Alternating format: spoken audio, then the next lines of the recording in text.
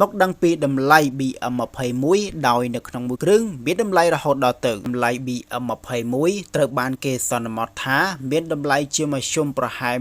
$100,000ទៅ$160,000អាមេរិកសម្រាប់មួយឯកតាហើយនៅក្នុងនោះរួមទាំងរថយន្តនិងប្រព័ន្ធរ៉ុកកែតដោយគ្រាប់រ៉ុកកែតមួយគ្រាប់ 122mm មានតម្លៃប្រហែល$1,000តម្លៃទាំងនេះអាស្រ័យទៅលើទីផ្សារនិងស្ថានភាពនយោបាយសេដ្ឋកិច្ចជាតិដែលបានផលិតឬទិញនៅក្នុងបរិបទប្រទេសកម្ពុជាអាវុធ BM21 បានដើរតួយ៉ាងសំខាន់ក្នុងការការពារជាតិកម្ពុជាជាពិសេសនៅក្នុងស្ថានភាពប្រកាសការពារព្រំដែនរវាងកម្ពុជានិងថៃហើយក្នុងពេលថ្មីនេះ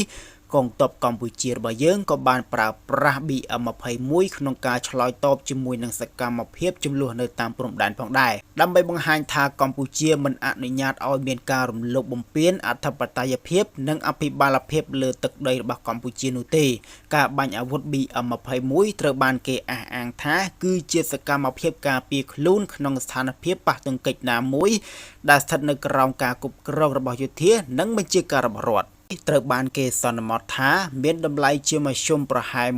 $100,000ទៅ$160,000អាមេរិកសម្រាប់មួយឯកតាហើយនៅក្នុងនោះរួមទាំងរថយន្តនិងប្រព័ន្ធរ៉ុកកែតដោយគ្រាប់រ៉ុកកែតមួយគ្រាប់ 122mm មានតម្លៃប្រហែល$1,000តម្លៃទាំងនេះអាស្រ័យទៅលើទីផ្សារនិងស្ថានភាពនយោបាយសេដ្ឋកិច្ចជាតិដែលបានផលិតឬទិញនៅក្នុងបរិបទប្រទេសកម្ពុជាអាវុធ BM21 បានដើរតួយ៉ាងសំខាន់ក្នុងការការពារជាតិកម្ពុជាជាពិសេសនៅក្នុងស្ថានភាពប្រកាសការពារព្រំដែនរវាងកម្ពុជានិងថៃហើយក្នុងពេលថ្មីនេះកងទ័ពកម្ពុជារបស់យើងក៏បានប្រើប្រាស់ BM21 ក្នុងការឆ្លើយតបជាមួយនឹងសកម្មភាពជម្លោះនៅតាមព្រំដែនផងដែរដើម្បីបង្ហាញថាកម្ពុជាមិនអនុញ្ញាតឲ្យមានការរំលោភបំពានអធិបតេយ្យភាពនិងអភិបាលភាពលើទឹកដីរបស់កម្ពុជានោះទេការបាញ់អាវុធ BM21 ត្រូវបានគេអះអាងថាគឺជាសកម្មភាពការពារខ្លួនក្នុងស្ថានភាពប៉ះទង្គិចណាមួយ